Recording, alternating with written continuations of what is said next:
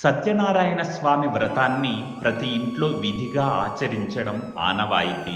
పెళ్ళైన మరుసటి రోజు ఇంటికి వచ్చిన కొత్త దంపతులతో ఖచ్చితంగా ఈ వ్రతాన్ని ఆచరింపజేస్తారు.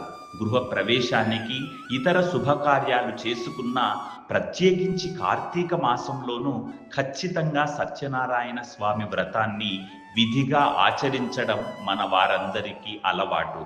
కానీ ఒక సంప్రదాయంగా ఈ వ్రతాన్ని కొనసాగించే వారు ఎందరో ఉంటారు.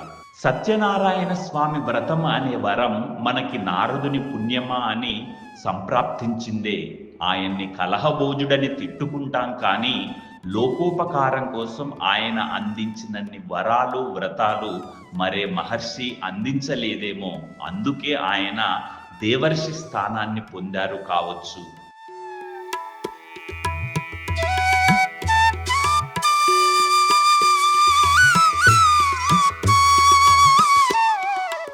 ఈ వ్రతాన్ని జాతి, మత, కుల విభేదాలు లేకుండా ఎవరైనా ఆచరించుకోవచ్చు. స్త్రీలు కూడా నిరభ్యంతరంగా చేసుకోవచ్చు. ఈ వ్రతాన్ని ఆచరించడం వలన కలియుగంలో దుఃఖాలు తొలగిపోయి సకల సంపదలు సంప్రాప్తిస్తాయని, సంతానం కలుగుతుందని, సకల సౌభాగ్యాలు వృద్ధి చెందుతాయని స్వయంగా నారాయణుడే నారదునికి చెప్పారు.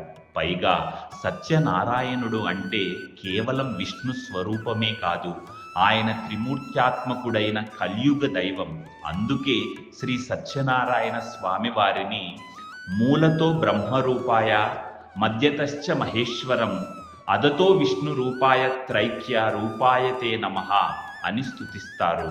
ఇక వివాహం అయిన వెంటనే ఈ వ్రతాన్ని ఆచరింపచేయడానికి కారణం కూడా ఇందులోనే దాగి ఉంది. కొత్త జీవితాన్ని ప్రారంభించబోయే నవదంపతులు సకల సౌభాగ్యాలతో వర్ధిల్లాలని, అందుకు ఆ సత్యనారాయణుని ఆశీస్సులు అవసరమని వారితో తొలుత సత్యనారాయణ వ్రతాన్ని ఆచరింపజేస్తారు.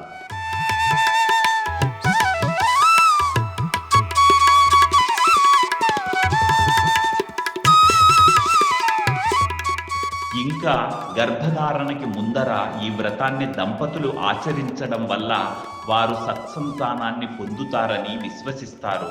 అందువల్లనే నూతన దంపతులతో సత్యనారాయణ వ్రతాన్ని ఆచరింపచేస్తారు.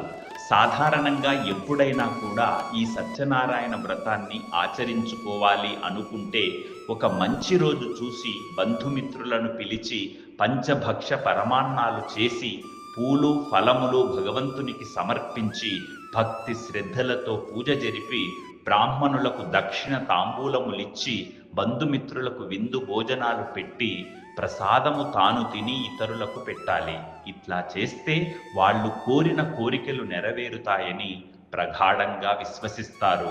ఈ వ్రతము కలియుగంలో విశేష ఫలితాన్నిస్తుందని విష్ణుమూర్తి నారదునికి చెప్పినట్లు సూత మహాముని శౌనకాది మునులకు వివరించారని, ఈ వ్రత విధానమంతా కూడా మనకి నారద నారాయణ సంవాదంగా స్కాంద పురాణంలోని రేవా ఖండంలో వివరించబడింది.